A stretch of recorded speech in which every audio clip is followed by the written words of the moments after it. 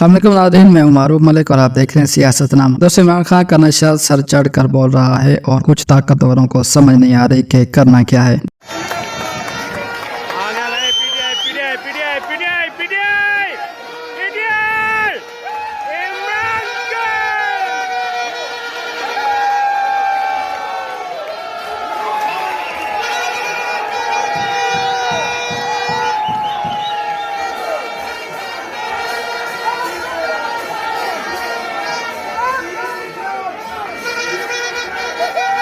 दोस्तों, ताकतवर हल्के इमरान खान को जितना दबाने की कोशिश करते हैं, अब आम खान साहब को दिलचस्प तरीके से उनके साथ अकीदत का इजहार करते हैं। अब ये सबको मान लेना चाहिए कि इमरान खान एक हकीकत बन चुका है और इस हकीकत से इनकार नहीं किया जा सकता, और इस बात को जितनी जल्दी मान लेंगे उतना ही अच्छा है इस कौम के लिए, ताकतवर हल्कों के लिए और इस मुल्क के लिए। दोस्तों, वीडियो अच्छी लगी तो लाइक, सब्सक्राइब और शेयर जरूर कीजिएगा। अल्लाह हाफिज़।